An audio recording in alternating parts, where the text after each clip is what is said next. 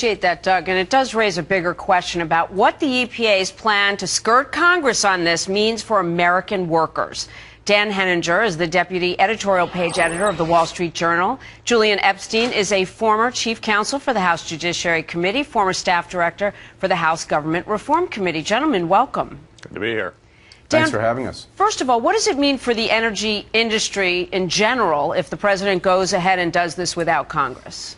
Well, it's been commonly called the Obama war on coal, and it would basically mean the end of the utilities industry that depends on coal. The idea would be to somehow transfer them over to part coal and part gas, but coal-fueled utilities would basically be put out of existence.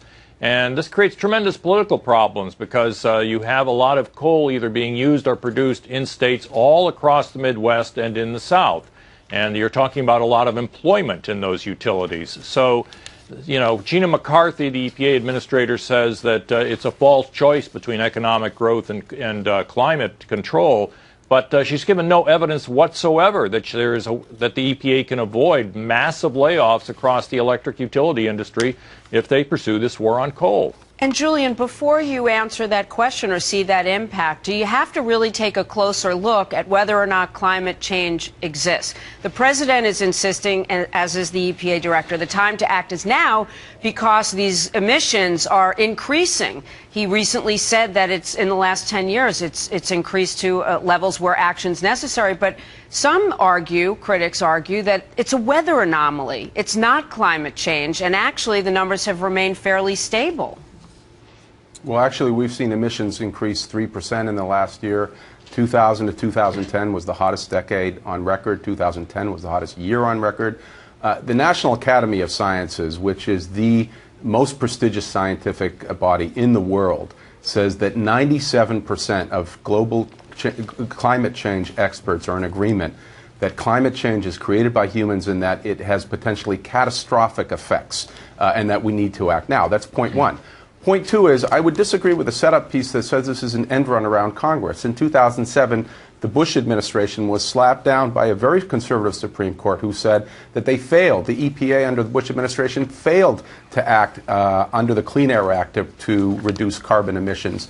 In 2011, when the Obama administration issued regulations for automobiles, a very conservative circuit court affirmed those regulations in very, very strong terms. And here it seems to me what the administration is doing is, one, fully within their statutory authority. I suspect that there won't be, there may be a challenge to the regulations if they're adopted. I suspect they won't be successful. And two, I just disagree with Dan's data about the chicken little sky is falling predictions on what the impact on coal will be. First of all, jobs have been increasing in the coal industry in the last several years. Julian, secondly, if I can just finish this point really quickly. Secondly, there's an enormous amount of evidence that shows that the new generation of clean coal is one where the industry is going, but two is going to actually create jobs. But Julian, let me bring this to your attention too. The EPA itself says that greenhouse gas emissions have only risen 1% since 2005. So, Dan, why don't you weigh in on Julian's disagreement with your argument? Well, the point of his argument that I would really like to disagree with is that I think it is an end run around Congress. I mean, by this logic, they could have implemented the entire Affordable Health Care Act by regulation. And what he's talking about here is the president's Climate Action Plan, which he announced at Georgetown in June. The Climate Action Plan is an enormous reorganization of the energy industry. It's an enormous reorganization of a large part of the American economy. That should properly be sent through Congress. But they won't do that because they know there are too many Democratic senators from these coal-producing states who won't vote for it. That's difficult, but that's the system that the Founding Fathers set up. The Founding Fathers did not create a parliamentary system or a monarchy that just puts things like this in place by fiat.